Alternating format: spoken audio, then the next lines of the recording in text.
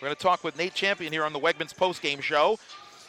And this is also the McNeil and Company Coaches Corner. And, Coach, a 73-72 win. It didn't look like it was going to come down to the wire when your team was up 19 with 8:12 to go. But a 20-0 Stonehill run and a 6.5-minute stretch where you guys didn't score. Got some good shots, but the ball just, there was a lid on the basket. And before you knew it, it was a back-and-forth game. Players dejected. And how do you make any sense out of this game? Well, I'll tell you one thing. The NEC definitely makes it interesting. You know, they definitely make it interesting. I thought Stonehill did a great job of just battling. You know, credit to Chris and his staff for keeping his guys in the game. Obviously, we were up 19 at one point. And for us, we can't afford to take ourselves out of the game. Like Dwayne did a great job throughout the game. He's plus 17 on the night, and we're up 19, and he just takes himself out of the game. It's something that we can't do. You know, we have to be better than that.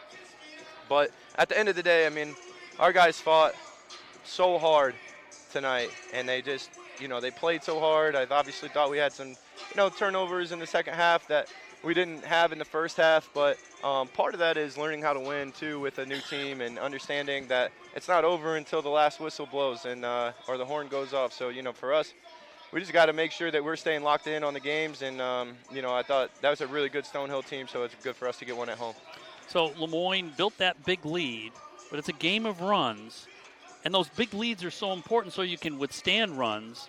And, fortunately for Moyne, they built that lead to withstand that run. Coming out in the second half, I thought the first few minutes of the second half would be important, and that's when the Dolphins did extend that lead. It looks like when Moyne is ahead in a game, they're more patient on offense, they're more controlled on offense, they don't panic. But when Stonehill went on that run, you saw that little bit of nervousness kind of kick in again. Yeah, again, I think it's learning how to win. When you're a really good team, that 19-point lead never goes anywhere, right? But as you're continuing to learn as a new group and trying to, figure out how to put games together, you're going to go through these growing pains. And although it's stressful, and I'm definitely losing years on my life going through it, but I thought for us to come out with that win after having so many close games, double overtime, triple overtime, and not coming out on top, I think it's one thing that it's a great team win for us. Robby Carmody finally broke the 16-point barrier in this game and starting to emerge, at least on the offensive end, as the player you expected you'd have early in the year. Yeah, I mean, Robby played great for us. No turnovers tonight, and that's something we really, emphasize. But one person I was really happy with tonight was A.J. Dantzler. Did a great job. He had 9 assists, which is has to be career high. It is. Yep, has to be. So, him, and then Nate Fouts, 5 assists, no turnovers tonight. They went at him a little bit in the first half, and they went at him again in the second half. And when the game's in the balance, he comes up with a huge stop for us. And it's just something that he's continuing to grow into a bigger role. And, I thought it was just a complete team effort. O'Cypher's been under the weather. And then Jacob Blakely, coming in and playing really well for us as well. And also, Dantzler looked like he was battling some cramping down the stretch. So, and again, you were shorthanded without Zach Tekken. So, all of a sudden, what was a very, very deep Moyne team, now all of a sudden you're looking at your bench and saying, what are my options here? Yeah, we know that we're going through a little bit, with some sickness and things like that. But our guys, man, they battled. And they deserve the day off tomorrow. A lot of minutes by Will Amika in this game, and he looks little by little as he's healthier and healthier to really start making an impact. Yeah, absolutely. I mean, Will can do some things for us. He has a good change of speed. One of the things we talk about with Will is taking care of the basketball, and he has to continue to get better at that. But he's going to continue to see more time, and he'll, he's a young player compared to, his playing career. Is at Albany, he didn't play a ton, and same thing with Robby and the rest of the guys. Like, we're getting guys that, although we're older, are getting their real first taste of college basketball in a role that they've never had before. So again, it's learning experience, understanding how to win, figuring out ways to get it done, and it's a huge win for us going 2-3 now in the league. one question for you. How important was it coming off that really hellacious road trip? A lot of things didn't go well, not just the game at Chicago State, but all sorts of different problems with the logistics on that trip. To come back, short turnaround, and you play a very good Stonehill team, and yes, it didn't probably end the way you wanted it to, but how important was it for you guys to put a really good effort out there? I mean, we show how good we can be at times, you know, and sometimes you got to chalk things up to just it's not your day. And I think Chicago State was one of those days. You know, they had an unbelievable day from the field and shooting, and we, you know, didn't really seem we could get anything going for us. So it's just one of those things where you have to bounce back, and it's a huge win for us, especially being at home. But, you know, leading the game for 29 minutes today is big, and we just have to continue to focus on what gets us there. You know, because that's really, at the end of the day, your preparation is what determines your success. And I thought we really prepped well on the one day. Well, congratulations on the win. We'll let you go out to second half of another game you're very interested in. Guys. Go Irish. All right, absolutely. That's head coach Nate Champion in the Coach's Corner, brought to you by McNeil & Company. We are who we insure. We're going to take a timeout on the Wegmans postgame show, and when we come back, we will talk with our Wegmans star of the game, and we'll also go through our awards as Lemoyne wins it in a heart-stopper, 73-72 over Stonehill. This is Dolphins basketball on the Moyne College Broadcast Network. We welcome you back to the Wegmans postgame show where the Dolphins defeat the Stonehill Skyhawks by the score of 73-72 after the women won at the last couple of seconds by 2, 69-67. So a double-header sweep by a total of 3 points. And Robby Carmody was blazing hot today for Lemoyne. He was as hot as the ovens at Blaze Pizza. Fresh dough, never frozen, made in-house every day.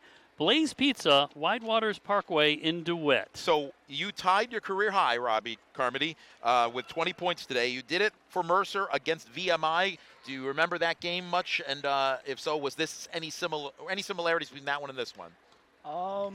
I do remember it, but I would say this one was a little bit different because I was getting to the line, making my free throws, and we were playing more like they do a really good job. They were top blocking me. They were playing really tight on me without a lot of help. So we were doing a lot of stuff with screening and moving. My teammates got me the ball in some really good spots to catch and shoot, and thankfully made them today. So unlike this game, you didn't have a bandage wrapped around your head at the end of that one? No, I did not. So a crazy game. You build a 19-point lead with 8:12 to go, then go scoreless for 6.5 minutes, and they come back, take the lead, and then you go up 4 on a 5-point possession, and then they tie it, and then it's back and forth, and they had a good look for a 3 to win it for Kofi in the corner, and you survive 73-72. How important was it to win this one after that rocky trip to Chicago and a real rough game at Chicago State? You know, it was really important. We're coming up. We don't play again until Friday. We knew we had to come out here and give it everything that we had, leave everything on the court because we're going to have time to catch our breath and get rested before our next game.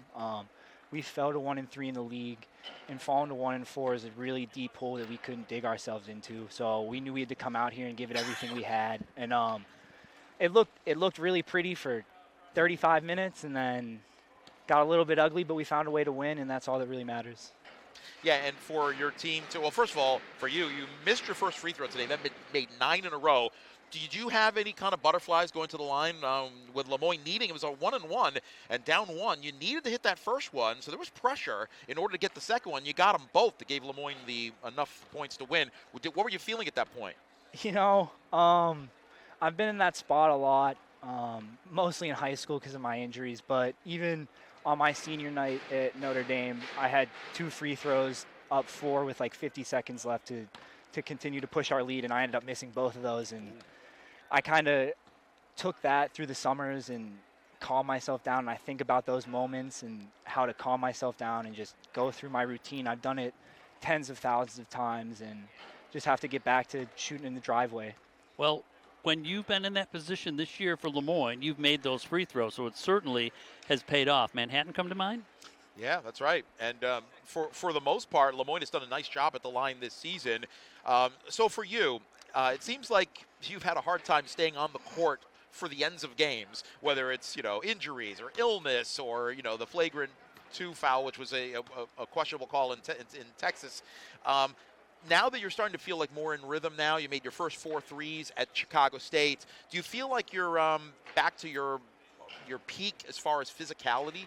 You know, it's really funny. I was actually just talking to my dad about that. And it's more like in practice, just I have my legs again. Like sitting out for 3.5, 4 years in a row, it's not necessarily getting back into shape. It's making sure your muscles are ready to go from sliding to jumping. And it wasn't happening for me like day in and day out. And finally, I feel like every time I step on the court, I'm not thinking about my knee. I'm not thinking about my injuries. I'm just out there playing basketball again. So your game is somewhat unique. You definitely are an outside shooter, but you have no problems posting up even when you don't have the ball. And you are not a dirty player at all. You're a very smart player.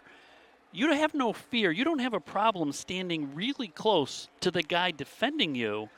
And then sometimes they have to go through you to get you off your spot, and you pick up some great fouls that way. I do. You know, this is another thing that I talk to people a lot about. There's not really anything that can happen to me that's gonna hurt worse than what I've been through. I mean, you guys saw me walk off the court at Syracuse with my arm hanging there. So I kind of just have that mindset. Like, it's already happened to me before. I know what it's like. Like, I have no fear of getting hurt again because I've been there and I know what it's like. Knock on wood. Well, we don't want to keep you long because we know you want to see. You have a game to watch. A Notre Big Dame game to watch. So we'll let you go. But congratulations on a great game. Continued success. See you Friday. Thank you, guys. That is Robby Carmody, our Wegmans star of the game. He had a career-high tying 20 points in the game. Also had 7 rebounds and no turnovers, as Coach Champion mentioned.